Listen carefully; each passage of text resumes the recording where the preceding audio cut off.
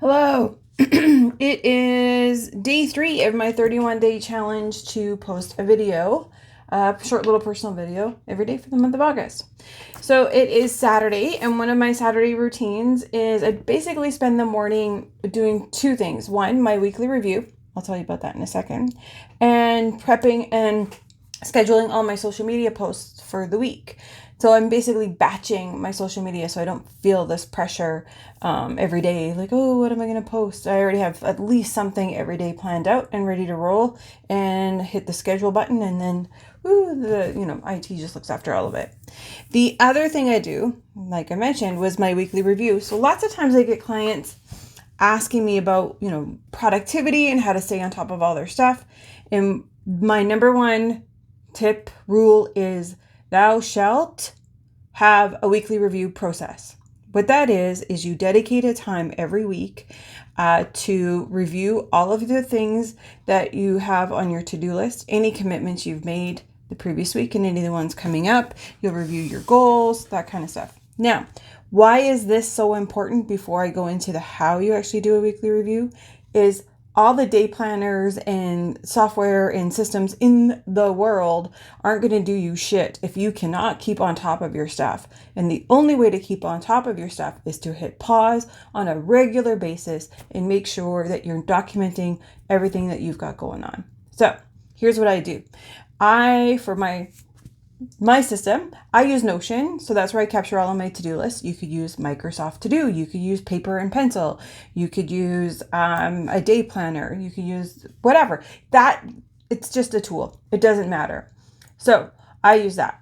My first step is I'll go through, look at my calendar from the previous week, any meetings I had or appointments or networking events, and I'll mentally review or go through my notes. Did I make any commitments, things that I need to do, promises I've made?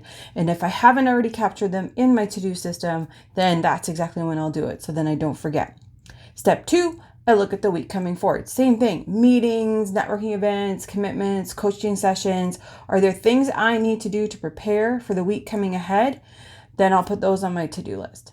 Step 3, I'll stop and take a look at what did I lay out for my monthly goals or quarterly goals or my annual strategic plan.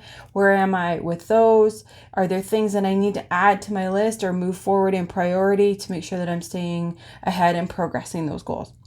Now, once you have all of those, now when you're going to lay down and make your plan for the week coming ahead, again, you're going to look at your calendar and you will have commitments already made in those time blocks, certain time blocks. Then it's the space and the time in between. That's all the time you have to progress and to handle those to-do items. So, then I start prioritizing what are the big 3 things. What do I got to make sure I get done?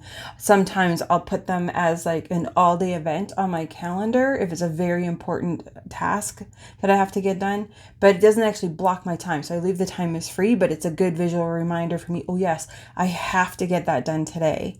Otherwise, when I get up in the morning and get back to my desk and start working, I look at my master to-do list and then I'll pick at least top 3 things that I'll try to accomplish or progress for that day.